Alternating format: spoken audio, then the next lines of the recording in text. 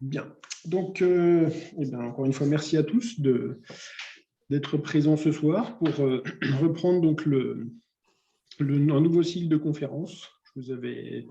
On s'était quitté au mois de juin sur une dernière conférence, et puis je vous avais dit que je relancerai à nouveau un nouveau cycle cette année.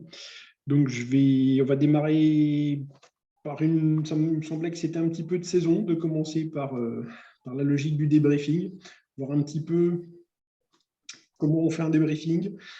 Alors, tout le monde fait plus ou moins, on va dire, un bilan de ce qui s'est passé.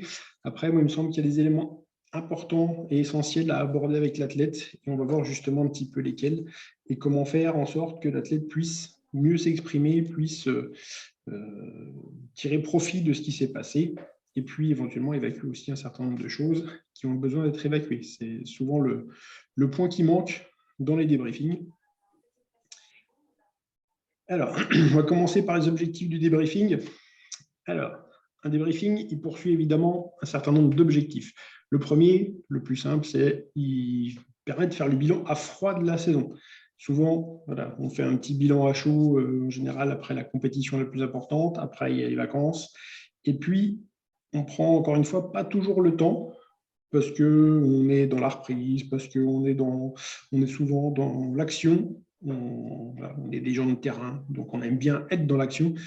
Et de temps en temps, on oublie que dans l'action, c'est bien, mais se poser et puis réfléchir à ce qui s'est passé pour anticiper la suite, c'est utile. Donc ça, c'est le premier objectif, faire le bilan à froid de la saison. Le deuxième élément, je l'ai un petit peu dit rapidement, c'est évacuer les éventuelles frustrations. Et comment on évacue les éventuelles frustrations? On évacue les frustrations en reparlant.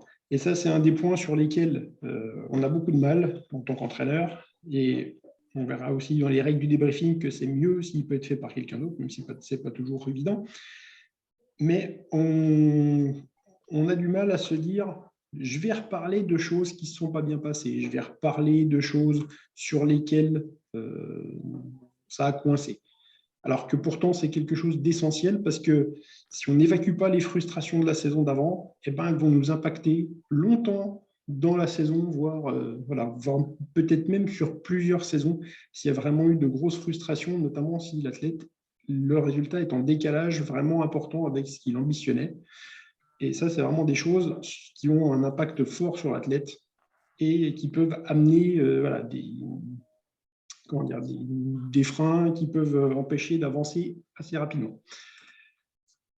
Troisième objectif, tirer les enseignements bons ou mauvais de la saison.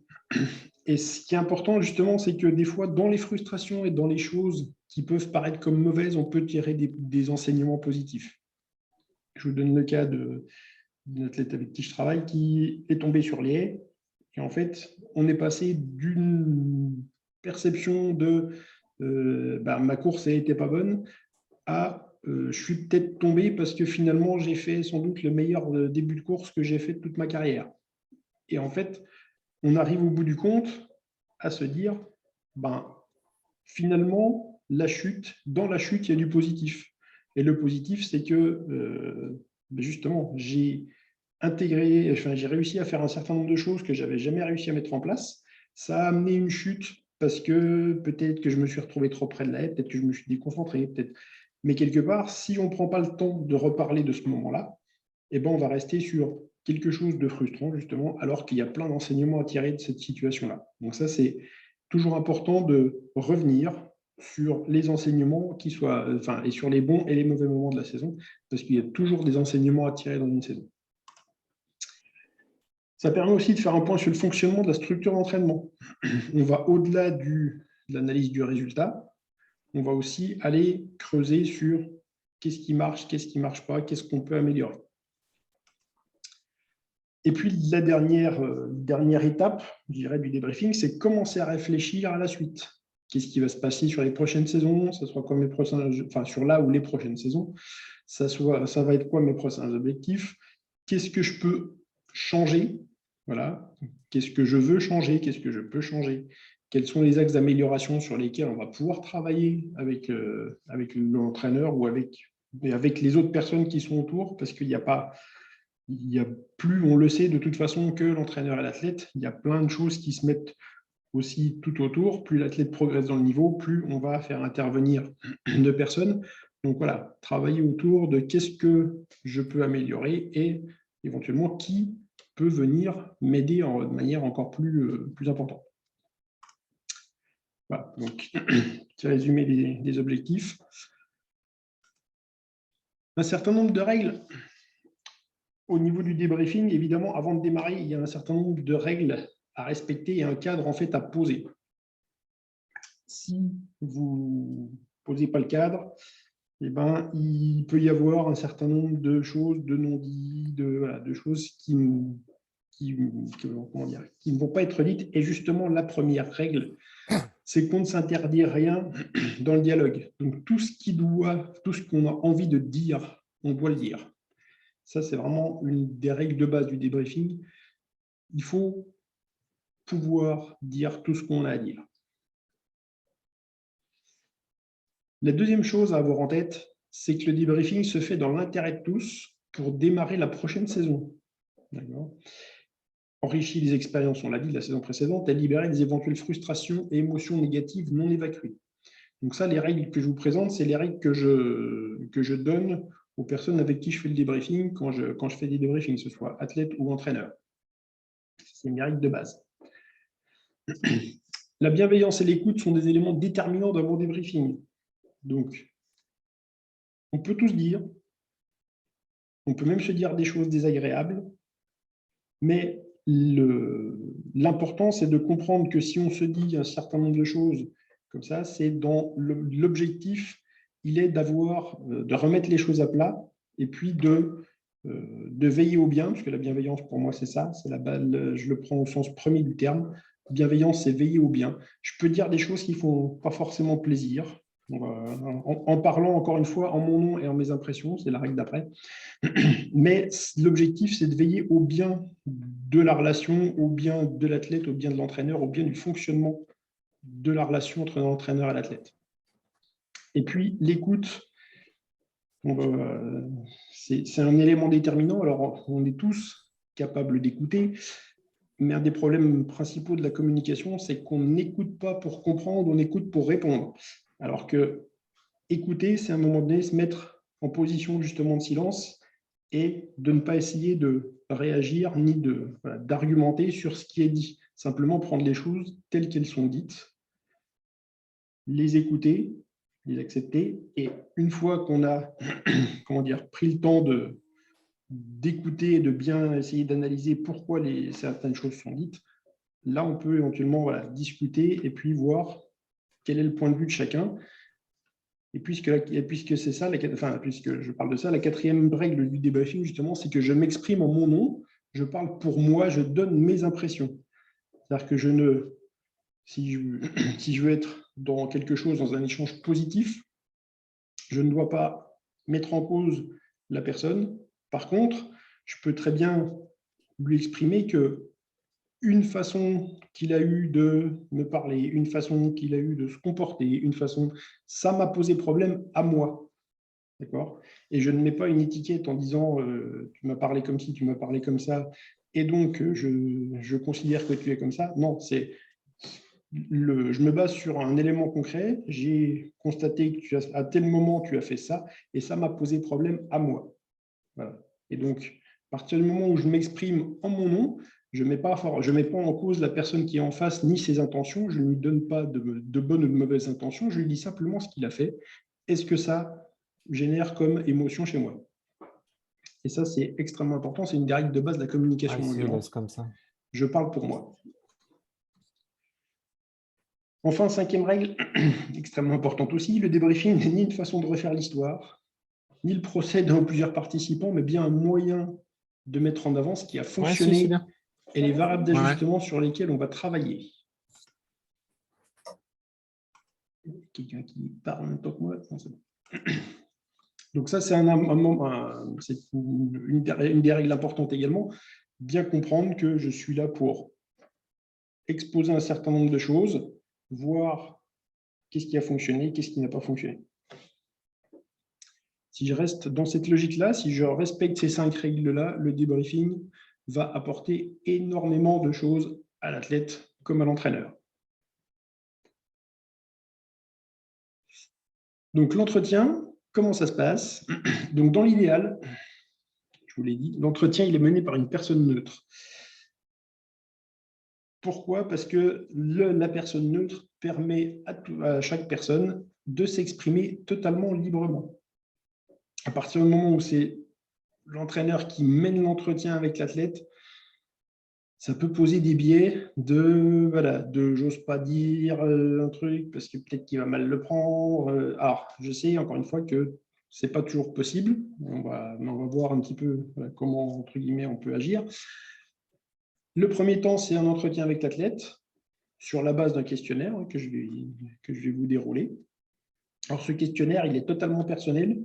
Peut-être qu'il y a des choses qui vont vous venir en plus. Il est évolutif, parce que je le fais évoluer. Je l'ai donné à quelqu'un il n'y a pas longtemps qui m'a dit j'ai juste ajouté ci, ajouté ça. Voilà. Donc, ça, c'est mon questionnaire. Après, voilà, je vous le livre. Je vous montre un petit peu ce que je fais, comment je fonctionne. Libre à vous, évidemment, après, d'ajouter éventuellement d'autres éléments. Donc, moi, je commence par un entretien avec l'athlète. J'aime bien commencer avec l'athlète. Ensuite, je fais un entretien avec l'entraîneur. J'ai le même questionnaire pour l'athlète et pour l'entraîneur à 2 ou 3 questions près. En fait, c'est les mêmes questions, sauf une ou deux que j'enlève pour l'entraîneur, parce qu'elles sont plus orientées vers l'athlète. Et puis, le troisième temps, c'est l'entretien avec les deux, dans lequel je vais reprendre chacun des éléments qu'ils m'ont donné. Et puis, on va venir sur les points. Donc, on va voir justement, comme il y a les mêmes questions, si globalement ils sont d'accord ou pas d'accord sur certains éléments. Ça peut permettre aussi d'exprimer justement des ressentis ou des choses qui ont été marquantes pour l'un et pas pour l'autre. On peut s'apercevoir que moi j'ai fait un débriefing, c'était il y a 2 ans, je crois, 2 ou 3 ans. Non, plus que ça. Où en fait l'entraîneur me dit pendant le débriefing, tout seul, que j'étais avec lui, il me dit je lui ai dit un truc sur une compétition, donc sur la compétition la plus importante de l'année. Il me dit je lui ai dit un truc pendant le concours, et au moment où je lui ai dit, je me suis dit non, tu n'as pas le droit de dire ça. Et en fait, donc l'entraîneur s'en voulait, je ne sais plus ce que c'était. Et il m'a dit, et donc ça l'avait vraiment touché quelque part d'avoir dit ce qu'il avait dit à l'athlète, et il dit moi je m'en veux et je ne voudrais pas que ça entache notre relation et qu'elle m'en veuille aussi. Et donc on évoque ça quand on était là les 3, et l'athlète le regarde et lui dit mais j'en sais rien, enfin je me rappelle absolument pas que tu m'aies dit ça. Donc, vous voyez, l'intérêt justement d'évoquer ça, c'est qu'à un moment, on se retrouve avec quelqu'un qui a une perception particulière de ce qu'il a dit, et l'athlète qui n'a absolument pas saisi le truc qui a été dit. Elle était dans son concours, et en fait, elle n'a peut-être même pas entendu ce qu'il lui a dit, ou elle ne l'a pas capté. Et donc, si on ne prend pas le temps du débriefing pour évoquer ça, peut-être que l'entraîneur, il va garder ça avec lui un moment, et puis que quelque part, ça peut aussi le gêner, le frustrer, amener un certain nombre d'émotions gênantes, alors que là, au moins, hop, c'est posé sur la table, l'athlète lui dit, voilà, moi, ça m'est passé complètement au-dessus de la tête, ok, bon, très bien. Et on a remis les choses au clair. Alors évidemment, comme j'ai dit, il n'est pas toujours facile d'avoir recours à un intervenant extérieur. Donc dans ce cas, à la limite, je préfère que chacun prenne le questionnaire. La connexion est instable. J'espère que vous m'entendez toujours. Et donc, chacun fasse son questionnaire et ensuite prévoir un temps d'échange entre les deux personnes, où chacun va pouvoir exprimer un petit peu son questionnaire. Mais c'est vrai que le mieux est quand même d'avoir une personne neutre qui puisse mener la discussion, et puis arbitrer, entre guillemets, c'est plutôt être garant justement des règles de s'assurer que les personnes les deux protagonistes s'expriment justement correctement et s'expriment en leur nom. Ça, c'est une chose sur laquelle il faut revenir régulièrement, dire voilà, je parle pour moi. Alors, l'entretien, il l'a divisé aussi en 3 parties. Le passé permet de faire le bilan de la saison qui vient de s'écouler. Le présent, je vais faire un petit point sur l'état actuel de l'athlète. Alors, suivant quand on fait le débriefing, on est plus ou moins avancé dans la reprise, mais au moins, ça permet de faire un petit état présent, on va dire, voir comment l'athlète se sent, comment il est à l'entraînement, etc. Et puis, évidemment, le futur. Je vais me projeter rapidement dans la suite et puis commencer à réfléchir à ce qui va arriver derrière. Bien évidemment, comme je vous l'ai dit, j'ai un guide de questions qui est utilisé pour aider à la réflexion. Et puis, je voulais profiter aussi de ce petit temps pour positionner les règles de questionnement pour permettre à la personne questionnée de trouver des réponses plus abouties. Il y a un certain nombre de règles et de niveaux de questionnement pour aider vraiment la personne à aller au fond de la réflexion et à exprimer pleinement ce qu'il a envie d'exprimer. Et puis donc, voilà, petite citation, ceux qui me connaissent savent que j'aime bien les citations. L'importance des questions, citation d'Albert Einstein, si j'y disposais d'une heure pour résoudre un problème et que ma vie en dépend, je consacrerais les 55 premières minutes à définir la question appropriée à poser, car une fois cela fait, je pourrais résoudre le problème en moins de 5 minutes. Donc c'est vraiment important de questionner et d'aller chercher, gratter, voilà, de plus en plus. Encore une fois, c'est une technique, hein, vraiment, le questionnement. Et je voulais donc vous présenter un petit peu l'efficacité des questions, à quoi ça sert, et puis comment je questionne la personne. Donc, une question efficace, c'est quoi? C'est une question qui va susciter de la curiosité chez l'écoutant. Donc, ok, je vais poser des questions, et puis ça va amener un petit peu de curiosité. Ça va encourager une conversation réflexive. Voilà. La personne à qui je vais poser la question, elle ne va pas forcément pouvoir me répondre directement. Par contre, elle va être obligée de prendre son temps, de réfléchir, d'amener. Voilà. Et puis, on va faire des allers-retours aussi, justement. Je vais pouvoir aller approfondir la question et aller au-delà de la première réponse. En général, on dit qu'il faut poser 6 fois la même question à quelqu'un pour qu'il aille au fond de sa réflexion. Il y a une autre méthode aussi qu'on appelle le 7 why, c'est poser 7 fois la question pourquoi pour que la personne pousse sa réflexion jusqu'au bout. Une question efficace force à réfléchir. Si la réponse vient de manière spontanée et directe, ça veut dire que la question n'est pas d'un niveau de complexité et d'approfondissement très important. Ça permet de dégager aussi les hypothèses sous-jacentes. Voilà, je vais, sur la base de ce que l'athlète me dit, ou de ce que la personne me dit, je vais pouvoir émettre des hypothèses, et après, la personne va pouvoir me dire oui, c'est ça, non, c'est pas ça. Donc, en gros, c'est est-ce que j'ai bien compris ce que tu me dis? Est-ce que tu me dis, pour moi, ça me fait penser à ça? J'ai raison, j'ai pas raison? Est-ce que ça permet, et encore une fois, émettre des hypothèses, ça permet aussi, encore une fois, d'affiner la sensation, l'impression de la personne, d'affiner le propos. Ça encourage aussi la créativité et la suggestion de nouvelles possibilités. Évidemment, je vous l'ai dit, plus je pose de questions, plus je vais faire appel à des mécanismes cérébraux de plus en plus profonds et je vais aller chercher de nouvelles ressources aussi pour émettre des réponses différentes à une même question. Pour ça, je disais, si poser 6 fois la même question, ça favorise justement la création de nouveaux temps de réflexion et de nouvelles possibilités. Mais ça ne fait pas que ça, une question efficace. Ça crée aussi de l'énergie et ça donne une impulsion. Quand je pose une bonne question, souvent, voilà, la personne, elle peut se remettre en mouvement aussi quand je pose une bonne question. Ça permet de concentrer l'attention aussi et précise la recherche de solutions. Donc, la personne va être beaucoup plus centrée sur ce qu'elle cherche à dire, sur comment elle cherche à répondre, sur voilà, ce qu'elle veut vraiment amener comme réflexion. Une bonne question, une question efficace est bien assimilée par les participants. Donc, évidemment, une question que je comprends, c'est beaucoup mieux.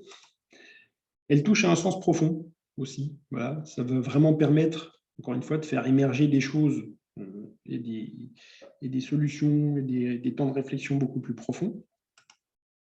Et puis, ça inspire d'autres questions.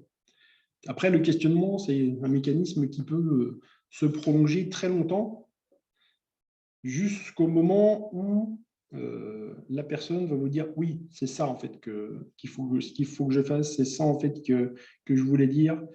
Et vous sentez, quand vous avez l'habitude justement de travailler sur le questionnement, le moment où la personne arrive au bout de son raisonnement, parce que à partir du moment où elle arrive au bout de son raisonnement, elle va être vraiment dans l'affirmation et dans quelque chose qui est clair. La voix va être posée, l'intonation va être claire, elle va dire « oui, c'est ça qu'il faut que je fasse, c'est ça que je voulais dire ».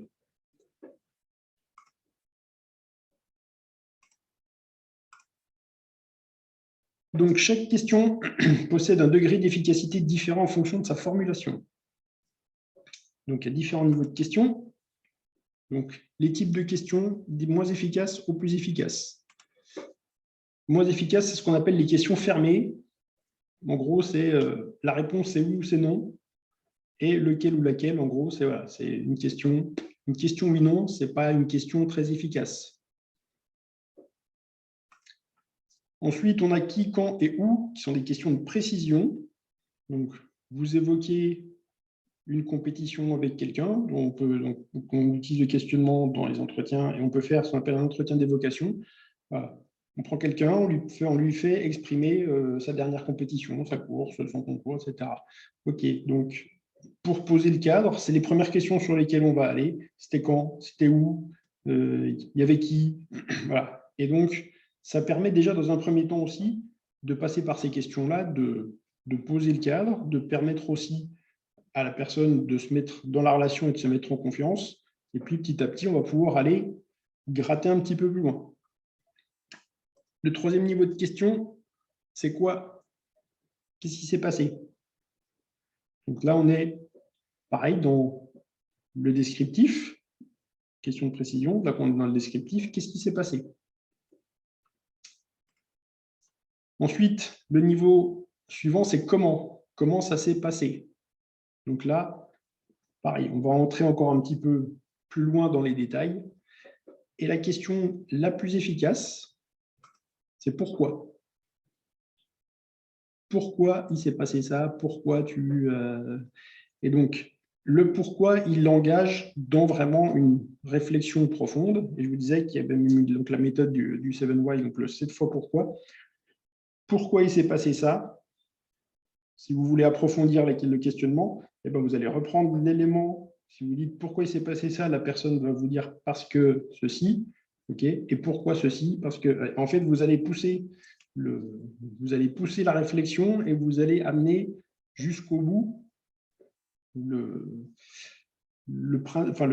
comment dire, vous allez amener la réflexion jusqu'au bout, jusqu'au moment où la réponse finale va être vraiment le cœur de la réponse, le cœur du problème. Je vous donne des exemples, justement, pour comprendre un petit peu le niveau des questions. Donc, êtes-vous satisfait de votre entraînement? C'est une réponse oui/non.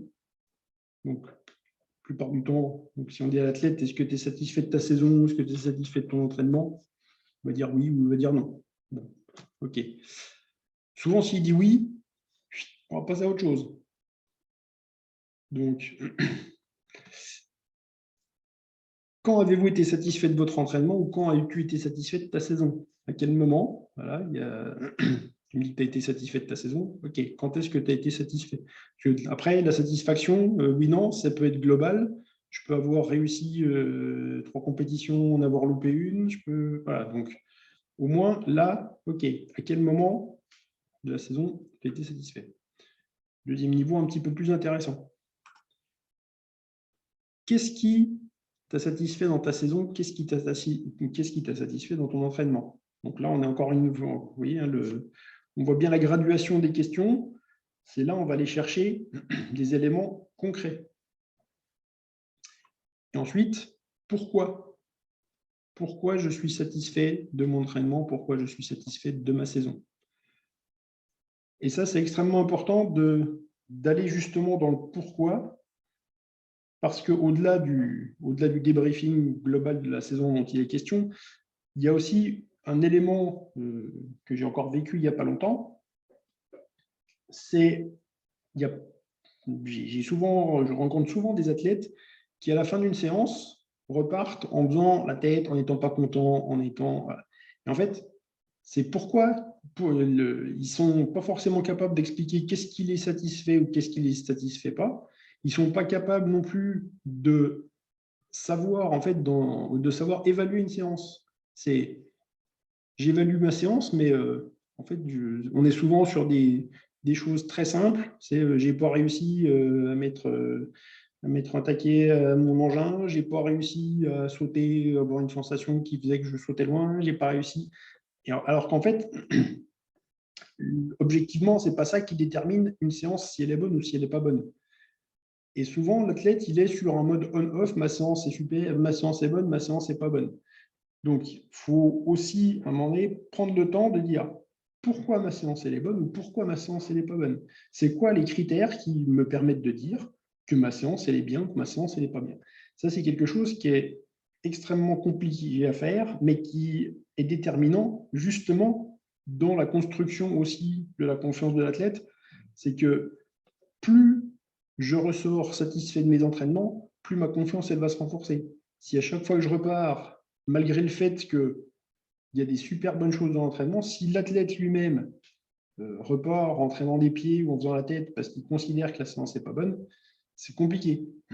Et donc, je l'ai dit la semaine dernière à un jeune qui commence à s'entraîner avec moi, à la fin de la séance, moi, dans ce que j'avais vu, il y avait énormément de super bonnes choses, et il repart en baissant la tête, en traînant des pieds. Et donc, je lui dis, mais c'est quoi qui te satisfait pas dans la séance? Et il n'a pas pu me répondre. En fait, lui-même ne sait pas. Donc, je lui ai expliqué qu'à un moment, une séance, c'est je viens travailler un élément particulier ou deux, je vais me centrer sur ces éléments. Ce qui va me permettre de déterminer ma séance si elle est bonne ou pas, c'est est-ce que dans ce que je voulais faire, il y a un pourcentage de réussite satisfaisant? Est-ce que dans ce que je voulais faire, j'ai validé un certain nombre de choses, j'ai validé des chronos, j'ai validé des distances, j'ai validé des répétitions, j'ai validé un geste technique, une partie de geste technique. Et c'est ça qui est important aussi en tant qu'entraîneur, c'est d'expliquer à l'athlète justement qu'il vient à l'entraînement faire un certain nombre de choses et on évalue la qualité de la séance sur ces éléments-là et pas sur j'ai pas senti que j'allais vite, j'ai pas senti que… Voilà. Même si la sensation peut être évidemment aussi un critère de réussite ou un critère de satisfaction. Mais quelque part, c'est savoir pourquoi on est satisfait ou pas satisfait sur des critères plus objectifs. Donc, si on entre un petit peu dans le détail des questions que j'utilise, donc sur le passé, on part de choses assez simples. Rappel des objectifs. Est-ce que j'ai atteint ou pas atteint mes objectifs et pourquoi? Alors, vous voyez que là, avec le pourquoi, on ouvre tout un panel de possibilités. Alors, j'ai atteint ou pas atteint mes objectifs. Donc, on rappelle les objectifs. Est-ce qu'ils sont atteints ou pas? Alors, je peux les avoir atteints. Même si je les ai atteints, la question, c'est pourquoi aussi. Parce que dans la réponse du pourquoi, il peut y avoir, en fait, j'ai atteint mes objectifs parce qu'ils n'étaient pas très élevés. J'ai joué petit bras et en fait, j'ai atteint mes objectifs, mais ils n'étaient pas, pas très élevés. Je ne les ai pas atteints. Pareil, dans les réponses, pourquoi je n'ai pas atteint mes objectifs, il peut y avoir des tonnes de réponses. Peut-être qu'ils étaient trop hauts, peut-être que je ne me suis pas assez entraîné, peut-être que j'ai été blessé, peut-être que… il y a plein de possibilités de réponses et c'est intéressant justement de gratter un moment sur cette question-là. C'est pourquoi je n'ai pas atteint mes objectifs. Donc, on va aussi commencer là à sortir éventuellement des pistes de travail. Je n'ai pas atteint mes objectifs parce que peut-être que je n'ai pas assez fait ci, peut-être que je ne me suis pas assez impliqué là. Voilà. Donc, c'est vraiment un premier temps de réflexion important de se dire qu'est-ce qui se passe et pourquoi je n'ai pas atteint mes objectifs, pourquoi j'ai atteint ou pas atteint mes objectifs. Deuxième chose, on va prendre les résultats de la saison. Alors, c'est un lien évidemment avec les objectifs. Donc, quels ont été les résultats de la saison? Je différencie quand même un petit peu les deux parce que mes objectifs, je vais avoir certains objectifs et puis je vais avoir un certain nombre de résultats peut-être qui me satisfont. Ça peut être, en fait, je visais une médaille au championnat élite Et finalement, dans mes résultats intéressants de la saison, j'ai gagné un meeting national alors qu'il y avait du monde. Voilà, donc il faut faire la distinction entre les deux quand même. Objectif, résultat, objectif atteint, non atteint, c'est par rapport aux objectifs vraiment précis. Et puis après, les résultats, il y a d'autres résultats qui peuvent entrer en ligne de compte et qui peuvent être satisfaisants pour moi. Ensuite, je demande toujours une évaluation de la satisfaction globale sur l'année. Parce que, alors on pourrait entrer dans le détail, hein, on pourrait, des cotations, on peut en faire plein sur plein de domaines. Moi, j'aime bien voir de manière globale comment le sportif, lui, il évalue sa saison. Et justement, on parlait de frustration. Celui qui me donne un score inférieur à 4, je commence à me poser je me pose des questions. Je sais que je vais aller gratter beaucoup plus, justement, sur les insatisfactions. C'est la question d'après. Quelles sont les sources d'insatisfaction? Voilà, donc, en règle générale, le sportif, il me donne une note entre 6 et 9. J'ai rarement eu de 10 et j'ai rarement eu de 1. Mais voilà, quelque part, ça permet aussi de positionner d'abord le curseur, globalement, il y a une satisfaction, et après, c'est quoi les sources, quelles sont les sources d'insatisfaction? Pour, pareil, gratter un petit peu sur les choses comme ça. Et c'est à ce moment-là, je vous parlais de frustration, d'évacuer les émotions négatives, c'est à ce moment-là que la personne commence à poser les choses dont il a envie de se délester. Progression de l'année. Donc, on revient dans les choses positives, après les insatisfactions. Dans quel domaine vous avez progressé? Alors, ça peut être des domaines physiques, ça peut être la préparation mentale, ça peut être le fait d'avoir mieux dormi, d'avoir été plus sérieux, d'avoir mieux mangé. Voilà. Donc, pareil, tout domaine confondu, où est-ce que l'athlète pense avoir progressé, et puis l'entraîneur aussi, puisque voilà, donc j'ai eu des réponses du type on a progressé dans notre relation, on se parle plus, on échange plus, on se dire les choses, etc. Donc ça, c'est des domaines de progrès, avec une belle faute d'orthographe d'ailleurs, c'est des domaines de progrès qui sont importants aussi à mettre en avant, justement, dans ce qui s'est passé dans la saison. Comment avez-vous procédé pour progresser? Voilà. Qu'est-ce qui s'est passé? Donc là, on est, vous avez vu, sur le deuxième niveau de questionnement. Je fais toujours le lien avec la force des questions. Comment est-ce que vous avez fait pour progresser dans ce domaine-là? Ça met aussi, donc, ça permet de réfléchir et de revenir potentiellement quand l'athlète me dit j'ai progressé en vitesse, j'ai progressé en force, j'ai progressé en endurance, OK, quel procédé vous avez utilisé? C'est aussi un temps de réflexion de l'athlète sur son entraînement et de l'entraîneur sur ce qu'il fait avec l'athlète. Donc, ça peut aussi permettre à l'entraîneur comme à l'athlète de dire « Ah, en fait, on réfléchit à ça et du coup, on a remarqué que telle méthode, elle fonctionne bien avec l'athlète. » Donc, ça peut permettre justement aussi de retravailler sur le programme d'entraînement et puis de se dire « Ça, c'est une méthode qui a fonctionné, on va essayer de revalider ça l'an prochain et de la remettre dans la programmation. » Pourquoi vous avez progressé? C'est quoi les indicateurs? Voilà, pareil, quel type d'indicateur vous utilisez pour voir la progression. Ensuite, on parle de la gestion de la forme physique au cours de l'année. Donc, la charge d'entraînement, est-ce qu'elle était adaptée? Est-ce qu'elle était suffisante, insuffisante, excessive? Pourquoi? Voilà. Qu'est-ce qui fait dire qu'à un moment donné, si je me suis blessé parce que je me suis entraîné de manière excessive, ou peut-être que j'ai pu me blesser parce que je me suis entraîné de manière excessive, peut-être que c'était insuffisant, mais pourquoi? Peut-être qu'il y a plein de bonnes raisons que je n'ai pas pu m'entraîner beaucoup cette année, parce que j'ai privilégié mes études, parce que j'étais loin, parce que, il y a plein de raisons, mais c'est pareil, c'est pas c'est pas de trouver des excuses, c'est trouver des raisons. Je vais trouver les raisons qui font que ma charge d'entraînement, est-ce qu'elle était adaptée, suffisante ou pas, ou voilà, est-ce qu'il manquait des choses? Je veux trouver les raisons, je ne veux pas trouver des excuses.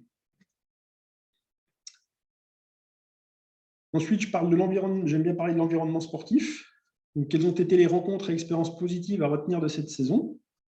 Donc après, ça peut aller sur le stade, voilà, j'ai discuté avec tel athlète que j'ai vu 2, 3, 4 fois, j'ai rencontré tel coach dans un stage, j'ai rencontré telle personne. Voilà. L'autre jour, quand j'ai fait un débriefing, l'athlète m'a dit, en fait, j'ai changé de kiné cette année, parce que j'ai rencontré ce kiné-là qui m'a bien plu, on a bien accroché ensemble, donc du coup, c'est une rencontre super positive parce que on travaille bien ensemble, il est à l'écoute, etc. Donc voilà, ça fait partie des rencontres à expérience positive. L'intérêt, c'est voilà, je sais sur quoi je peux m'appuyer aussi. Je sais qu'est-ce qui a progressé et qu'est-ce qui a avancé dans mon environnement. À l'inverse, est-ce qu'il y a eu des éléments perturbateurs? Lesquels et pourquoi ils vous ont perturbé? Vous savez, comme moi, que des éléments perturbateurs sur les stades, on peut en avoir. Hein, des personnes qui viennent vous parler ou qui viennent voilà, vous dire un certain nombre de choses et qui peuvent vous perturber. Donc voilà, est-ce qu'il y a des gens ou d'autres éléments qui vous ont perturbé? Après, les éléments perturbateurs, ça peut être une compétition qui s'est mal passée, ça peut être, voilà. Donc, encore une fois, là-dedans, on essaye de mettre sur la table qu'est-ce qui m'a gêné et de quels éléments je veux me défaire. Et puis après, ça peut être aussi une piste de travail derrière. Moi, quand je me place du point de vue de la personne qui gère la préparation mentale, c'est à un moment donné, on peut travailler justement sur les perturbations et comment je vais gérer ces perturbations, quelles techniques je peux utiliser pour gérer les perturbateurs. Il y a des moyens et des techniques pour arriver à canaliser son attention ailleurs, voilà, à faire en sorte d'ignorer ce qui peut nous perturber, ou recentrer son attention. Y a-t-il d'autres expériences acquises à retenir de cette saison? Donc, je repose une deuxième fois la question, parce que au fil de la conversation, il y a des choses qui viennent. Des fois, c'est pas rare, l'athlète revient, l'athlète ou l'entraîneur, des fois, ils disent « Ah oui, à la question là, hop, on revient en arrière, j'ai ça qui m'est revenu. » Ok, normal, encore une fois, quand on est dans le mouvement de la réflexion, il y a de nouvelles idées ou de choses qu'on n'a pas forcément spontanément qui nous viennent par la suite. Ensuite, je fais un petit check sur la santé aussi. Est-ce qu'il y a eu des problèmes physiques cette année? Lesquels? S'il y en a eu. Pourquoi, selon vous, ces problèmes physiques ont eu lieu? J'aime bien justement essayer de trouver les raisons qui font que l'athlète a eu des problèmes physiques et puis qu'éventuellement l'athlète puisse aussi se dire peut-être que j'ai négligé ça, peut-être que j'ai négligé mon alimentation, peut-être que j'ai négligé ma récupération, peut-être que voilà. Et on n'arrive pas avec nos gros sabots en disant t'as mal mangé, t'as mal récupéré, etc. C'est mieux d'éveiller, on va dire, la réflexion et puis qu'à un moment donné, la personne puisse se dire ouais, effectivement, là, j'ai loupé ça ou là, j'ai pas été bien sur tel ou tel domaine. Encore une fois, il ne s'agit pas d'être voilà, de sortir le bâton et puis de dire c'est pas bien, d'être moralisateur, simplement de donner l'occasion à la personne de se dire ok, cet élément-là, cette année, voilà, il y a eu un manque là-dessus, donc potentiellement je vais pouvoir essayer de faire mieux l'année prochaine et de progresser sur cet aspect-là. Comment vous avez géré aussi les problèmes physiques? Voilà, comment j'ai fait, qu'est-ce qui m'a aidé, pas aidé, qu'est-ce que j'ai fait moi pour gérer ça. Qu'est-ce que j'aurais pu faire d'autre pour encore mieux les gérer? Là, j'essaye de mettre un petit peu de questionnement aussi sur qu'est-ce que j'aurais pu faire d'autre. Voilà. Encore une fois, pas de moralisation, juste éveiller la question, de se dire ça, peut-être que j'aurais pu le faire, donc je vais essayer de le mettre en place. Après, on sait bien qu'il y a tellement d'éléments qui influencent la performance qu'on ne peut pas tout optimiser.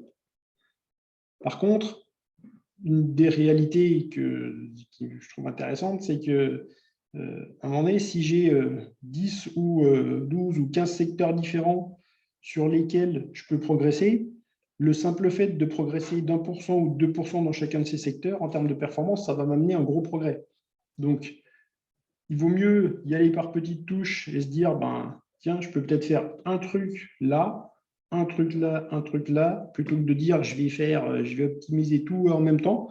Non, je peux me dire, ben, si je veux progresser sur mon alimentation, c'est peut-être en éliminant un certain type d'aliments, parce que ce type d'aliment-là, je sais que ce n'est pas bon. Si je veux progresser sur ma récupération, c'est peut-être de prendre le temps de faire un peu plus, je sais pas, de souplesse, ou voilà, après, ou faire un bain froid, ou j'en sais rien. Mais à un moment donné, c'est se dire, je vais m'engager sur des petites choses, et puis ben, l'accumulation de tous ces petits éléments, ça va avoir forcément un impact positif et ça peut avoir un impact très important sur ma performance, plutôt que d'essayer de tout optimiser et puis de rien faire parce qu'on se décourage. Et donc, pour terminer la partie sur le passé, citez 3 choses positives que vous retenez de la saison. J'aime toujours sortir, voilà, finir une partie sur les choses positives. Donc après, pareil, les choses positives, ça peut être l'aspect, ça peut être des choses positives sur l'aspect sportif, mais ça peut être aussi des choses totalement personnelles. Un jour, j'ai un athlète qui m'a dit une des choses positives de cette année, c'est la naissance de ma fille. Alors, ok, c'est quelque chose de très impactant et de très important. Donc, encore une fois, on questionne sur le sportif, mais voilà, on sait que de toute façon, l'environnement de l'athlète, c'est un tout. Et un athlète qui ne va pas bien dans un domaine de sa vie, il va avoir du mal à aller bien dans le sport. Ensuite, on pose des questions, évidemment, sur le présent. Donc, comment se passe l'entraînement depuis la reprise? Alors ça, c'est en général, c'est une question que j'ai parce que souvent, je vois les athlètes une fois que la reprise de l'entraînement est faite. Donc, ça se passe bien, ça se passe pas bien. Voilà, on est reparti. Donc, ça permet aussi d'ouvrir sur certains, comment dire, sur des choses, des fois, qui ne sortent pas dans le questionnement sur le passé.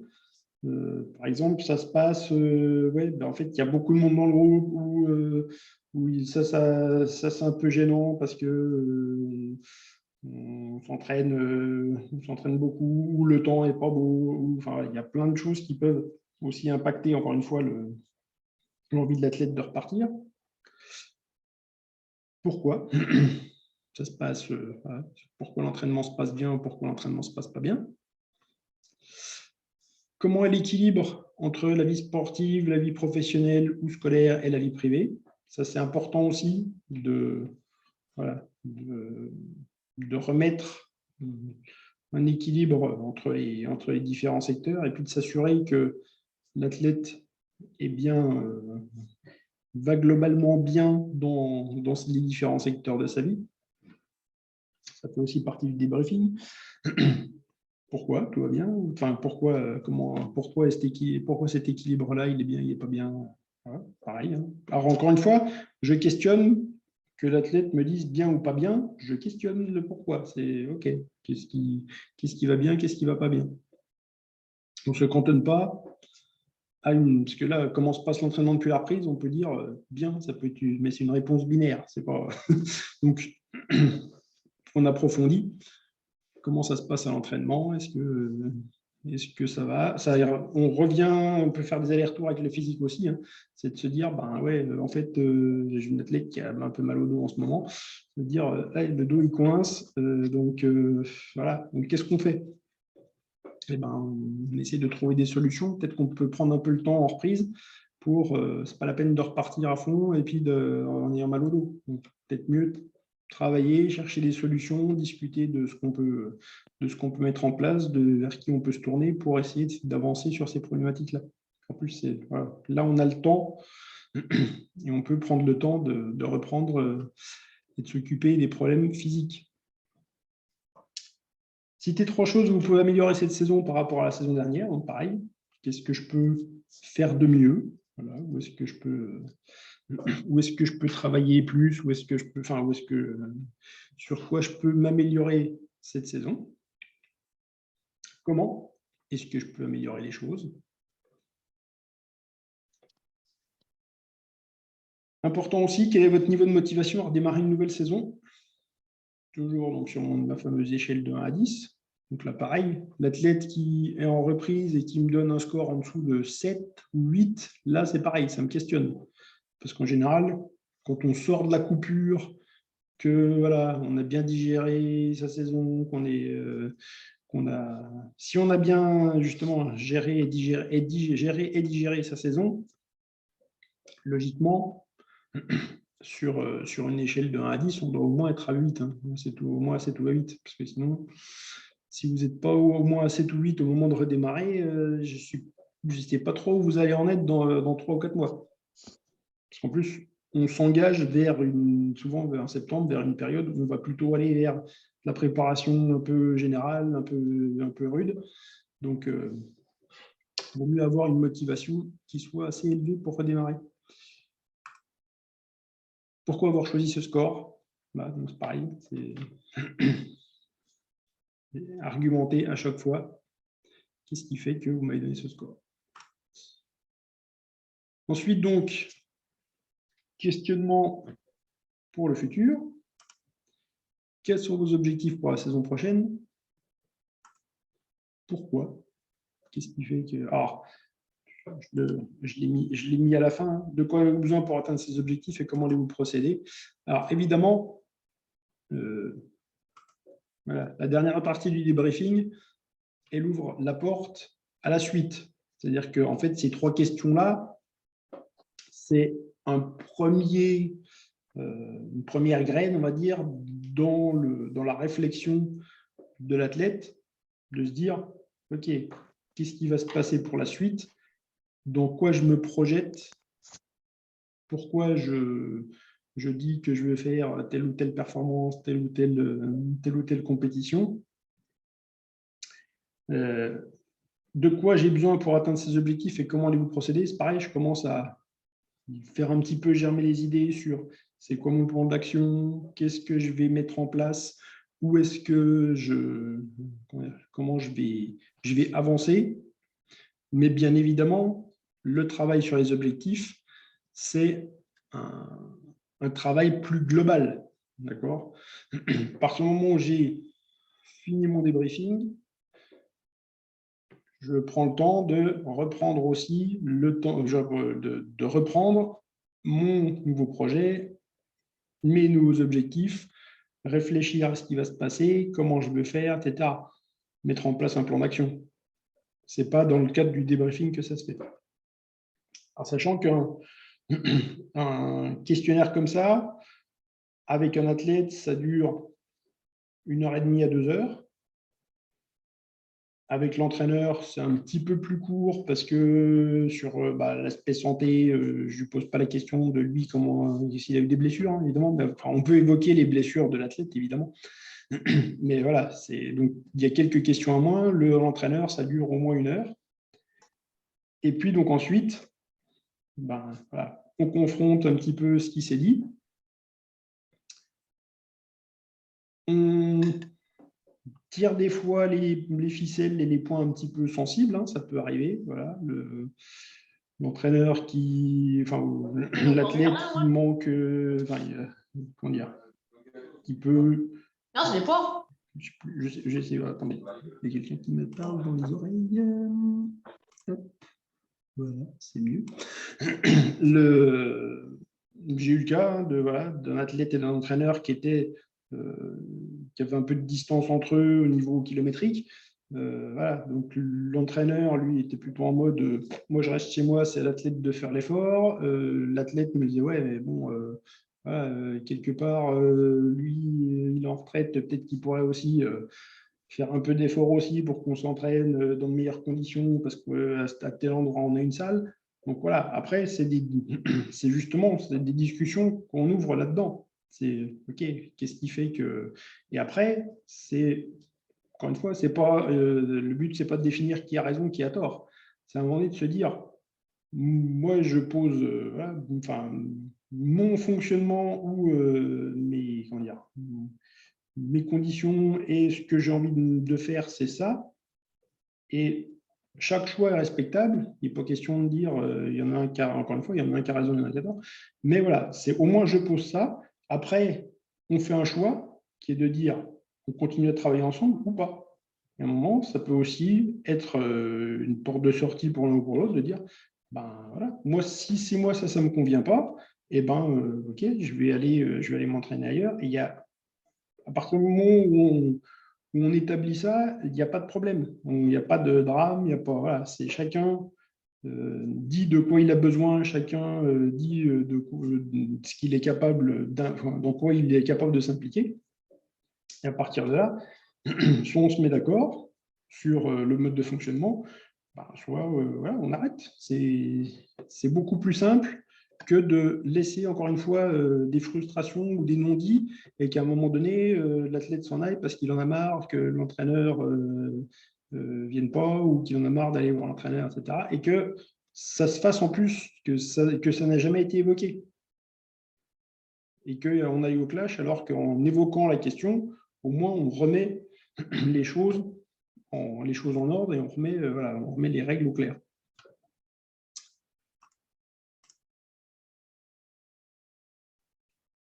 J'en ai terminé. Est-ce que vous avez voilà, question-réponse? Pour une fois, j'ai été court. Habituellement, je déborde toujours sur mon temps de parole. Pour une fois, j'ai été court. Alors, je ne vous ai pas amené beaucoup d'éléments de réponse. J'ai plus montré un petit peu les questions que je pose. Donc maintenant, c'est à vous si vous avez des questions ou des... Peut-être qu'il y en a certains d'entre vous qui ont essayé de répondre aux questions, justement. Je sais qu'il y a quelques athlètes dans la salle. N'hésitez pas. Je suis prêt à vous écouter, à vous lire. Dites-moi s'il y a des questions. Combien de temps dure un entretien? Ce que je vous disais, en fait, un entretien avec un athlète, c'est 1h30 à 2 heures. Le coach, c'est un petit peu plus court parce qu'il y a un petit peu moins de questions. Mais ça, c'est... Voilà. Après, et puis après, ça peut être plus court avec l'athlète, ça dépend s'il aime parler beaucoup ou pas. Il y a des athlètes qui sont plus expressifs que d'autres. Après, c'est l'athlète qui ne parle pas beaucoup, c'est aussi à moi justement d'aller chercher et d'aller gratter. C'est en cela que c'est vraiment important de connaître les mécanismes du questionnement pour toujours voilà, relancer, aller gratter jusqu'à ce qu'on sente que l'athlète a été au bout de sa réflexion, qu'il a amené vraiment ce qu'il avait à livrer. Et ça, c'est aussi en pratiquant vraiment qu'on y arrive, de pouvoir questionner. Il ne faut pas hésiter, il faut y aller. Le questionnement, c'est une technique qui se travaille. Et voilà, faut pas hésiter à y aller, même si au départ, quitte à avoir vos questions sous la main. Alors, la personne neutre ne connaît pas toute la saison de l'athlète et de l'entraîneur, donc ça ne va pas être évident. Alors, au contraire, c'est d'autant plus facile d'être en position de neutralité, c'est que vous n'avez pas de préjugés, vous n'avez pas d'avis sur la question. Et au contraire, c'est extrêmement bien d'être en position neutre. Parce que justement, l'intérêt d'être dans une position neutre, mais en termes techniques, on appelle ça aussi la position basse. La position basse, c'est je ne sais rien de ce qui se passe, je n'ai aucun avis, aucun jugement, aucune... Voilà. Et à partir de là, à partir du moment où vous montrez à la personne en face de vous que justement vous avez cette position-là et que c'est lui qui sait ce qui s'est passé, c'est lui qui connaît ce qui s'est passé, c'est lui qui a la relation avec l'entraîneur, c'est lui qui va me parler, il se livre d'autant plus facilement.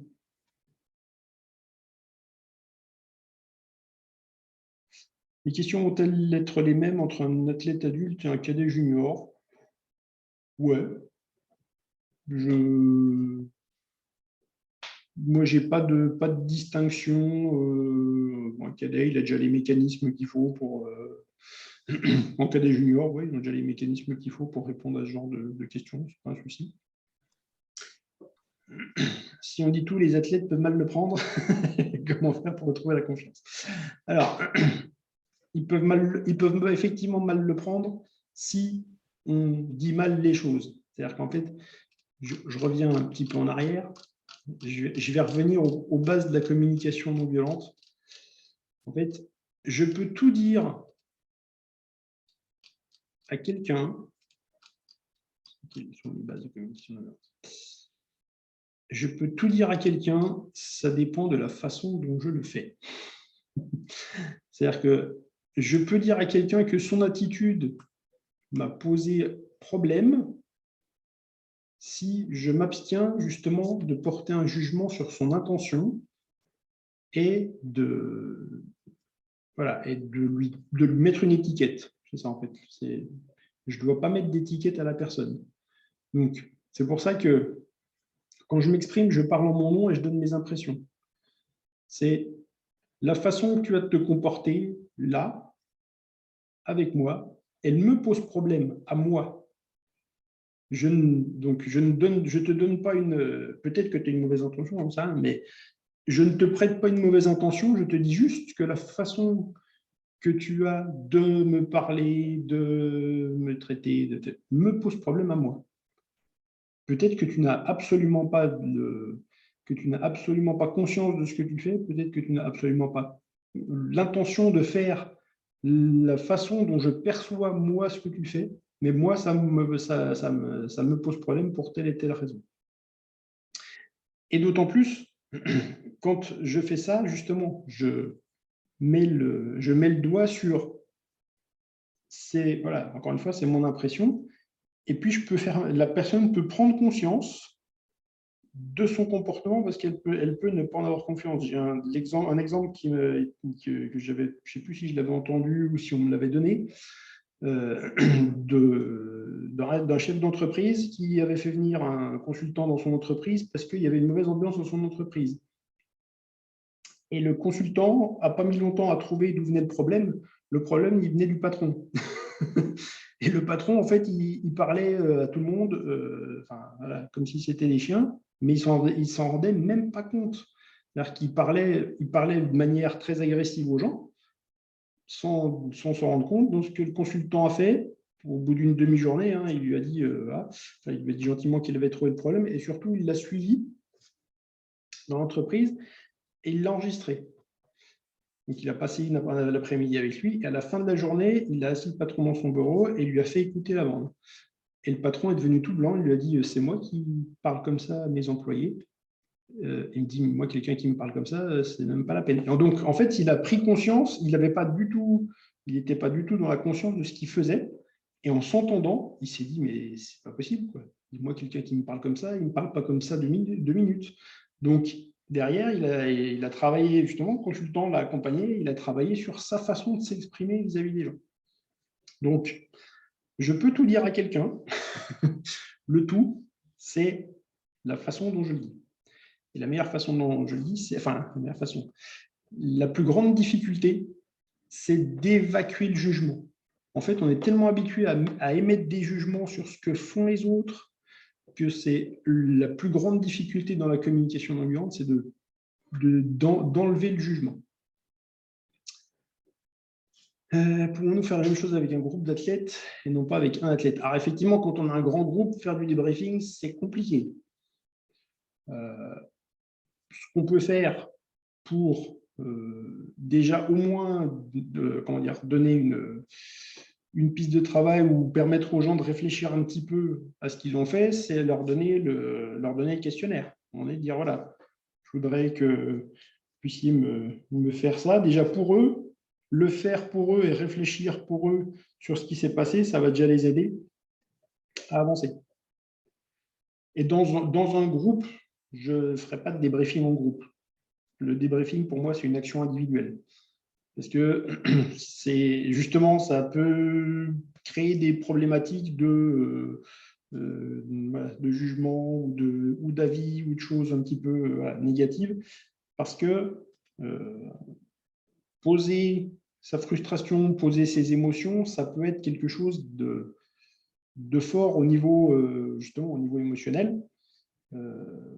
voilà, moi, de temps en temps, au niveau émotionnel, j'ai des gens qui pleurent parce que voilà, on se remémore quelque chose qui a été difficile. Et ben, voilà, il peut y avoir des larmes qui montent, il peut y avoir voilà, des émotions qui ont besoin justement de s'évacuer. C'est justement dans ces moments-là qu'on est sûr que les gens les évacuent, parce que pleurer, c'est un moyen d'évacuer ses émotions. Ce n'est pas négatif, il ne faut pas empêcher les gens de pleurer. Au contraire, moi, j'ai pris l'habitude maintenant, quand j'ai quelqu'un qui se met à pleurer, je l'encourage à pleurer, je ne lui demande pas de s'arrêter. Parce que voilà, pleurer, c'est un mécanisme naturel du corps pour évacuer des choses. Donc, voilà, débriefing, pour moi, c'est individuel. Comment expliquer concrètement à l'athlète qu'on fait un débriefing et pas une évaluation de l'année? C'est une bonne question. Déjà, en lui posant les principes du débriefing, c'est que voilà, je suis revenu dessus. Un débriefing, ce n'est pas une façon de refaire l'histoire, ce n'est pas un procès, c'est juste poser des éléments, en fait. Et il y a une petite part d'évaluation, puisqu'on va avoir nos impressions.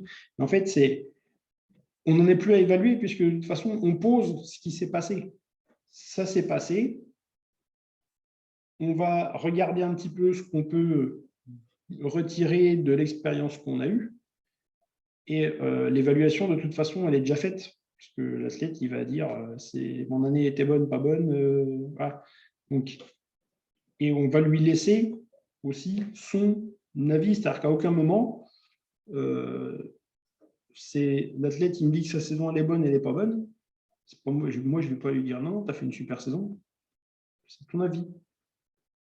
Par contre, avec le questionnement, c'est ce que je vous disais tout à l'heure sur l'exemple de la chute, avec le questionnement, on peut ramener un peu plus de lucidité parce que l'athlète, à la base, il va vous dire c'était pas bon parce que je n'ai pas atteint mes objectifs. Avec un petit peu de travail, on peut ramener encore une fois de la lucidité et que l'athlète puisse dire ok, en fait, ma saison, elle n'est pas satisfaisante parce que ces objectifs-là ne sont pas atteints. Par contre, dans ma saison, j'ai quand même des choses à conserver. C'est pas tout est bon à prendre ou tout est bon à acheter. Il y a des choses à garder et il y a des choses à enlever. Donc, le débriefing, justement, participe aussi à ça, à aller au-delà de c'est bon, c'est pas bon. Encore une fois, on revient à des questions de base, voilà, les questions fermées, oui, non, c'est bon, c'est pas bon. C'est des choses binaires qui ne font pas avancer.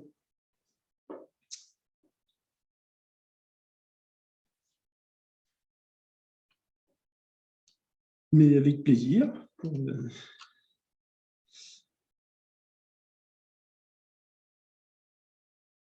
Est-ce qu'il y a encore des questions? Allez-y, vous pouvez.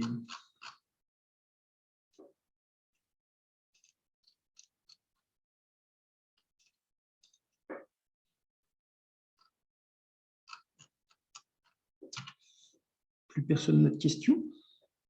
On va se quitter plus tôt.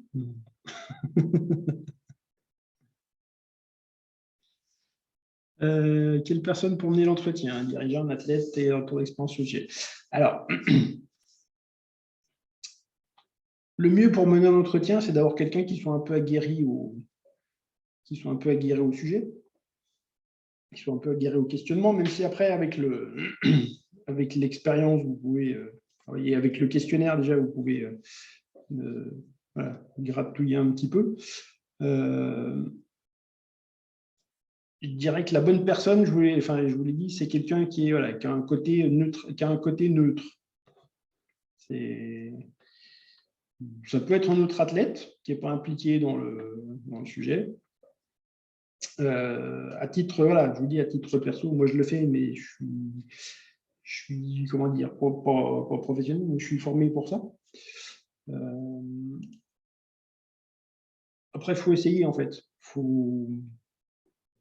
Faut tenter. Faut oser y aller. Au début, il ne va pas forcément ressortir énormément de choses. Et puis petit à petit, en grattant, en revenant dessus, petit à petit, la personne, elle va se libérer, elle va donner plus d'éléments, elle va vivre. Moi, c'est souvent que il y a des allers-retours entre les différentes questions. Des fois, il revient, il dit « Ah, au fait, j'ai oublié ça ». Donc, en fait, il faut essayer. Après, si vous avez quelqu'un qui connaît un petit peu, qui s'y connaît un petit peu en entretien, c'est mieux. Donc, les entretiens sont-ils différents en fonction des niveaux des athlètes et différents garçons-filles? Non. Non, non. J'ai la même trame de questions. Je l'ai déjà essayé avec des cadets, des cadettes, des cadets filles, des plus grands, des plus jeunes, des garçons, des filles. Non. J'ai un peu je garde globalement le profil de ces questions-là. Voilà. J'ai ma trame et je suis ma trame.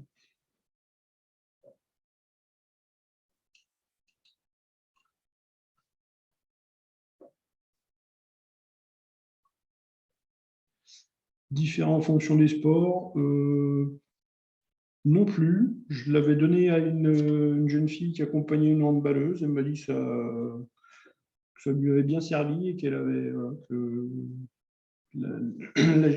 comment dire, la sportive qu'elle accompagnait avait bien accroché sur le débriefing. Donc, non, j'ai pas de. Peut-être il y aurait nécessité, mais pour l'instant, j'ai pas de retour. Après, oui, voilà, j'ai échangé un petit peu avec des gens qui font un peu de préparation mentale aussi. Donc, jusqu'à maintenant, ceux à qui j'ai donné le guide, ils l'utilisent quasiment comme ça. Si elle m'avait dit qu'elle avait différencié une ou deux questions sur la compétition et l'entraînement. Je ne sais plus lesquelles, faut que je reprenne. C'était peut-être sur les sources de satisfaction, entraînement, compétition, je crois qu'elle avait distingué.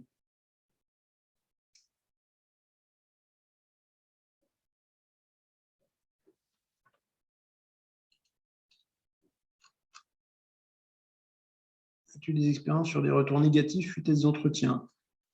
Non, j'ai jamais eu cette problématique-là. Mais après, oui, je comprends que vous, je comprends que vous ayez, on va dire, en tête le risque que peut représenter ce genre d'entretien. Mais en fait, à l'inverse, je pense que c'est nécessaire de tout se dire. Et c'est sans doute, encore une fois, à mon avis, ça aide à la relation de se dire, y compris les choses désagréables. C'est un risque quand on n'a pas l'habitude. Ouais, alors, car effectivement, si vous n'avez pas l'habitude, commencez petit. Cherchez pas à gratter, enfin, entre guillemets, je dis commencez petit. Utilisez le questionnement sans chercher à gratter trop loin et sans poser, on va dire, sans pousser le questionnement trop loin. Vous pouvez très bien utiliser. Tiens, on va revenir sur les différentes questions que je vous ai proposées. Voilà. Si on reste, enfin, entre guillemets, je dirais, si vous voulez essayer ça, pour l'instant, au départ, restez superficiel. C'est-à-dire, OK, objectif atteint non atteint, pourquoi? Pourquoi j'atteins mes objectifs? Je peux rester un peu superficiel. Hop. Quel a été le résultat de la saison? Une évaluation globale.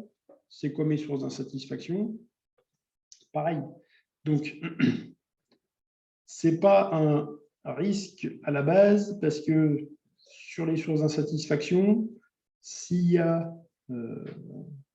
la relation avec l'entraîneur et que c'est l'entraîneur qui guide, la personne ne va pas forcément le lâcher. Donc, c'est pas une. C'est plus quand, justement quand c'est quelqu'un de neutre que la personne, elle va se lâcher. Et à la limite, la personne, c'est pas parce qu'elle me dit des choses que ça va obligatoirement ressortir dans le débriefing commun.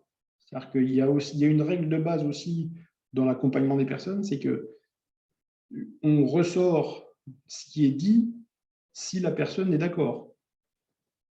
Après, si la personne me dit j'ai un gros problème relationnel avec mon coach, etc., à un moment donné, et puis qu'elle ne veut pas qu'on en parle, je vais quand même l'encourager à en parler, voilà, à remettre les choses au milieu du truc et de dire bon, vous avez quand même un problème relationnel tous les deux, quoi. C'est que sinon, de toute façon, ça va. Il y a fatalement un moment où ça va lâcher. Enregistres-tu ou filmes-tu les entretiens? Non. Je travaille uniquement à la prise de notes. Voilà. Je suis quelqu'un qui prend beaucoup de notes quand je fais les entretiens. Donc, non, je filme pas. Je pourrais enregistrer pour. Mais je sais que, je pense que je ne reprendrai pas ni la bande son ni le film parce que j'aime bien les entretiens sur le moment et c'est sur le moment aussi qu'on capte les, comment dire, les sensations, qu'on capte les choses, ou comment je peux dire, les gènes qu'il peut y avoir, voilà. Et c'est sur le moment qu'on peut intervenir là-dessus. Donc, je suis pas un fan de l'enregistrement. Donc après, voilà, pour revenir au risque, je ne pense pas qu'il y ait de gros risques de vous lancer là-dedans en tant qu'entraîneur, si vous voulez voilà, donner un petit peu. Et puis encore une fois, si vous pouvez aussi donner simplement le questionnaire à la personne, puis voilà, évoquer la question avec lui. Si elle a envie de l'évoquer, vous pouvez aussi vous faciliter la vie, lui dire voilà, je pense que c'est intéressant que tu réfléchisses et que tu débriefes ta saison. Voilà, j'ai un petit questionnaire, tu peux le remplir, ok, ça te permet de réfléchir. Si tu as envie d'en parler, on peut en discuter. Entretien initiative de l'entraîneur ou du club. Bon, ça, c'est plutôt à l'initiative de l'entraîneur. Si vous voulez, faire le débriefing avec l'athlète, c'est plutôt, en général, le débriefing, c'est plutôt entraîneur-athlète. Puisqu'on est sur de la relation directe entraîneur-athlète. C'est un élément, encore une fois, que les entraîneurs font, qu'un certain nombre d'entraîneurs font. J'étais en formation aujourd'hui avec des entraîneurs, justement. Et on parlait de ça, ils me disaient, le bilan de la saison, on le fait, etc. Je dis oui, on fait le bilan de la saison. Ce qui manque encore une fois souvent dans les bilans de saison, c'est justement de revenir sur les trucs qui gratouillent, justement, les frustrations, les moments où, voilà. Et j'ai eu le cas une fois, alors c'était pas un débriefing complet, je démarrais en fait un travail de préparation mentale avec une athlète qui était au sortir d'un championnat international et qui s'était complètement planté. Au sortir des championnats d'Europe. Et donc, championnat d'Europe, c'était au mois de juillet. On a commencé à travailler au mois de septembre. Et donc, dans l'entretien initial qu'on a fait ensemble, je lui ai demandé justement de me raconter son concours, où elle s'était plantée, comment ça s'était passé, etc. Donc voilà, on a fait là plus un entretien d'évocation qu'un débriefing. Entretien d'évocation, c'est j'évoque la question et puis je vais, pareil, par le biais du questionnement, la personne va revivre le moment émotionnellement aussi. Donc, voilà, il y a des fois des tensions qui sortent, des moments où on pleure, etc. Et donc, on a évacué un petit peu tout ça, on a discuté de tout ça. Et 1 mois et demi, 2 mois après, son entraîneur m'a dit, en fait, on en a parlé, on a reparlé je l'ai eu au téléphone, il me dit, on a reparlé il y a quelques jours de ce moment-là et du travail que vous avez fait, de l'entretien que vous avez fait. Et il me dit, l'athlète lui a dit, ma saison, elle a commencé à ce moment-là. Alors, ça faisait déjà un petit moment qu'elle avait rattaqué. Et il lui a dit, ma saison et ma préparation de saison a débuté au moment où on a reparlé de ça et où j'ai posé ça derrière moi et où je me suis détaché de cet échec-là, de ce moment négatif. Donc, c'est pour ça que il faut vraiment arriver à amener l'évacuation de la frustration, l'évacuation des émotions négatives au niveau de l'athlète. C'est plus de la préparation mentale que du débriefing. Oui, mais en fait, le débriefing, c'est aussi un travail de préparation mentale. Donc, en fait, tout est relié. Et l'entretien d'évocation, c'est même une technique. C'est une technique de préparation mentale et de coaching. Donc, Ça demande un petit peu plus de pratique, mais quelque part, dans le questionnaire, quand vous demandez à l'athlète le petit poussé, voilà, les éléments perturbateurs, les choses qui l'ont un petit peu contrarié, le simple fait déjà de l'écrire, ça va permettre de l'évacuer. Ça, c'est un truc on a oublié petit à petit le pouvoir de l'écriture. Moi, j'aime beaucoup utiliser l'écriture parce qu'à partir du moment où vous avez des éléments qui vous gênent, le simple fait de les déposer sur une feuille avec un stylo, ça vous donne de la distance et ça vous dégage une partie du problème. Un petit truc que je vous donne, s'il y a des trucs qui vous prennent la tête et que vous sentez que vous êtes un petit peu assailli par plein d'éléments différents ou plein de choses qui vous agacent, prenez un stylo, prenez une feuille, vous notez tout ce qui vous énerve, tout ce qui vous agace, et quand vous avez fini, vous faites ce que vous voulez de la feuille, vous l'achetez, vous la brûlez, vous la déchirez, vous en faites ce que vous voulez. Mais voilà, vous vous débarrassez de la feuille. C'est un élément extrêmement simple. Une personne qui partage ma vie, à qui je l'ai fait faire un jour, m'a dit oui, c'est tout. Et le lendemain, ça allait beaucoup mieux et je lui ai fait remarquer, je lui ai dit, t'as vu, c'est tout ce que je t'ai fait faire hier, mais ça va quand même beaucoup mieux aujourd'hui. Donc en fait, c'est un mécanisme de détachement, c'est un mécanisme inconscient. Je me détache des choses qui m'ennuient et je les jette. C'est débriefer l'initiative de l'entraîneur. C'est l'entraîneur qui propose l'éventuelle tierce personne pour l'entretien. Oui, après, il y a des gens avec qui, voilà, peut-être dans votre entourage qui savent faire ça, peut-être qu'il y a des gens qui vont être volontaires pour le faire. Mais ça peut être. Après, si l'athlète il connaît quelqu'un qui peut le faire ou qui peut l'aider, pourquoi pas. Pratique et expérience, on n'est pas trop formé à ces domaines, ne sont pas évidents à mettre en place en plus d'entraînement. Ça, je suis bien d'accord, mais encore une fois, c'est pour ça que moi je vous livre quelque chose, entre guillemets, clé en main, un petit questionnaire. Si vous ne vous sentez pas de mener l'entretien par la suite, vous pouvez simplement, encore une fois, donner le questionnaire à la personne, dire tiens, voilà, je pense que ça peut être bien pour toi de réfléchir à ce qui s'est passé. Ça peut nous aider aussi à mettre en avant certains éléments pour la saison prochaine. Et puis de prendre un petit temps de réflexion. Peut-être que la personne ne voudra pas le faire, mais au moins, vous lui aurez proposé.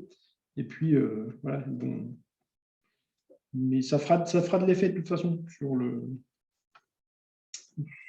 comment dire, sur la tête de la personne, ça fera de l'effet de toute façon. Après, je comprends, hein, c'est pas toujours facile d'amener ça, et notamment en termes de temps. Ça, on est bien d'accord, c'est pas toujours évident. Surtout, encore une fois, avec des grands groupes. Donc, pour ça, sur des grands groupes, proposez-leur simplement le questionnaire. Voilà, tiens, si tu as envie de faire un petit bilan de ta saison. En plus, voilà, si vous êtes sur des grands groupes, les gens ils comprennent forcément que vous ne pouvez pas passer 2 heures avec tout le monde. Par contre, peut-être que eux, prendre le temps chez eux de réfléchir à leur saison, ça peut les intéresser ou leur faire du bien. Voilà, donc, vous donnez juste le questionnaire. Et puis en plus, peut-être que justement, dans une séance ou une autre, il y aura peut-être quelque chose qui ressortira et la personne va vous dire tiens, voilà, je reprends ce questionnaire, j'ai fait ci, j'ai fait ça. Voilà. Après, c'est effectivement, si vous n'êtes pas à l'aise, ce n'est pas la peine de vous engager dans le truc de dire je vais faire. Par contre, voilà, proposer le questionnaire, ça ne coûte rien. Et en plus, les gens qui vont avoir envie de vous dire des choses, le retour risque d'être plus positif, on va dire, que négatif. Parce que s'il y a des gens qui ont des choses négatives à sortir, ils vont les sortir pour eux. Encore une fois, ils vont s'en détacher. Et puis souvent, les retours que vous allez avoir, c'est des gens qui vont vous dire tiens, je me suis arrêté là-dessus. Tiens, une des choses positives de la saison, c'est j'ai fait telle course, j'ai fait tel temps. Ça a été peut-être de commencer. Voilà. Si c'est quelqu'un qui a démarré cette saison, peut-être qu'il va vous dire voilà, c'est super, j'ai démarré avec toi cette année. Je suis super content d'être là. Enfin, voilà. Donc, mais ça va être des choses qui vont vous revenir.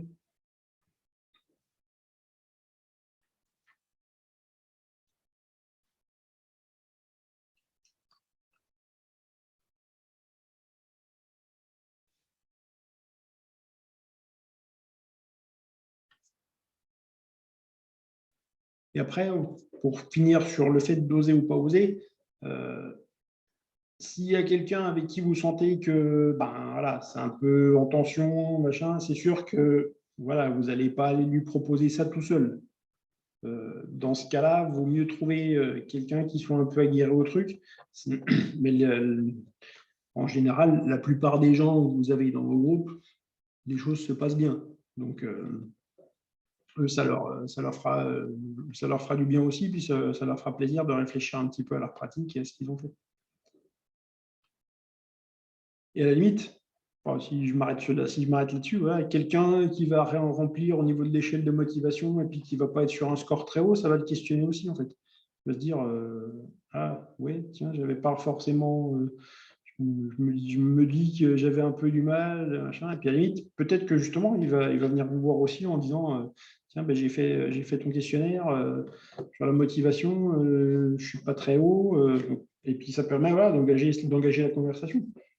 Peut-être que la personne va venir vous dire, je suis à 4 ou 5 de motivation parce que j'ai des soucis, parce que voilà. Donc ça permet aussi voilà, d'avoir un petit temps d'échange. Et puis, ça va montrer aussi justement à votre groupe que vous vous intéressez justement à lui aussi, à ce qu'il ressent, à ce qu'il pense. Donc, même si ça ne va pas plus loin que juste donner le questionnaire. Et quand vous le donnez, vous pouvez préciser.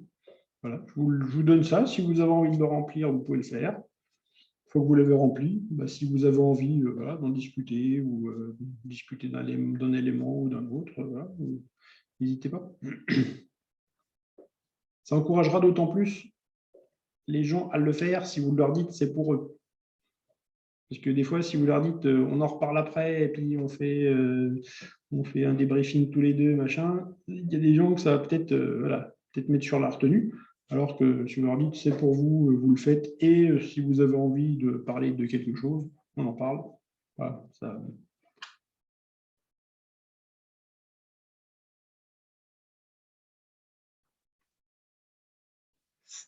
C'est pas une affaire, il y a beaucoup de choses négatives de la part de l'athlète, on a l'impression d'avoir loupé un truc dans l'entraînement, donc ça remet en cause.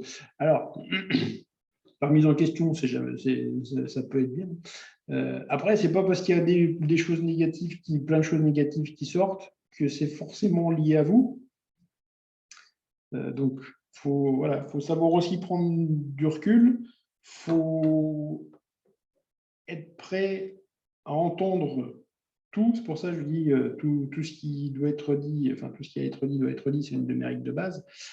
Après, c'est tempérer la chose et se dire, OK, alors justement, je reviens à ma position de base de la communication non violente, c'est de dire en fait, à partir du moment où la personne amène des choses négatives, souvent, il les amène avec un jugement lié à vous. Et donc, première des choses à faire, quand quelqu'un vient émettre un jugement sur vous, faire un pas de côté et de dire en fait, il est en train de juger la situation de son point de vue. Et ce qu'il dit n'est pas forcément vrai. Ça peut être vrai, mais ce n'est pas forcément vrai. Donc, après, je prends un temps de recul et je me dis, voilà, là, la personne, peut-être qu'elle dit des choses sous le coup de l'émotion. Et quand on dit des choses sous le coup de l'émotion, on dit souvent des bêtises. Donc, il faut aussi avoir une capacité de recul, de se dire, voilà, ce que dit la personne n'est pas forcément vrai. Puis après, peut-être qu'elle dit des choses vraies, mais qui ne font pas plaisir à entendre. Donc, effectivement, de temps en temps, se remettre en question. Et voilà. Donc, mais après, les gens les plus proches de nous disent des fois des trucs qu'on n'a pas envie d'entendre, mais qui sont parfois vrais. Mais voilà, on est tous un peu pareils. On n'est pas forcément... on dit des choses qui sont réelles. Mais bon, je plaisante un peu, mais c'est... Donc, vraiment prendre du recul sur l'opinion qu'ont les gens des autres. Encore une fois, j'en parlais cet après-midi en formation. On parlait d'évaluation de la formation. Quand vous faites un module, vous recevez un questionnaire de satisfaction, à un moment donné, en tant que formateur, moi, quand je regarde le questionnaire de satisfaction, je pense avec beaucoup de hauteur et beaucoup de détachement parce que quelqu'un peut avoir trouvé mon intervention géniale et une autre personne s'être cordialement ennuyé parce que ma façon de faire ne lui convient pas, mais c'est son avis à elle, en fait. Ça ne remet pas en cause qui je suis, ce que je fais, c'est l'avis d'une personne par rapport à une prestation que j'ai faite. Et ça ne remet pas en cause profondément qui je suis. Donc, voilà, je prends note que telle personne n'a pas apprécié mon intervention. Eh bien, tant pis. Après, s'il y a des éléments précis et que je peux prendre un ou deux éléments par rapport aux remarques qui peuvent me permettre de progresser et d'être meilleur le coup d'après, ben, je vais les prendre. Mais si c'est juste une sensation de la personne vis-à-vis de ma façon de faire, ma façon de m'exprimer, ben voilà, c'est son ressenti à elle, donc je lui laisse. Pas de problème. Et ce n'est pas pour autant que je lui en veux.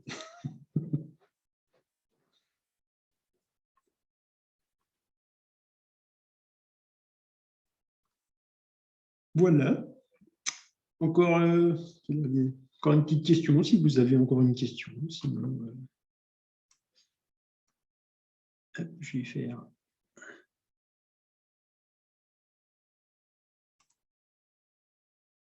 Je vais couper, donc, hop.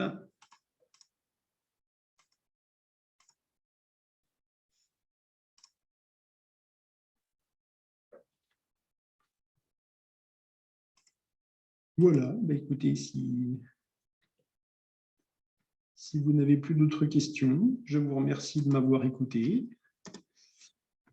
Je vous souhaite une bonne fin de soirée. Et puis, ben, on se revoit, pour ceux qui le souhaitent, dans 20 mois, un peu plus d'un mois, donc avec une intervention de François, qui doit être encore dans la salle, sur les excès sportifs, alors qu'il m'a demandé tout à l'heure, donc les excès sportifs, on parlera donc bigorexie, surentraînement, burn-out principalement.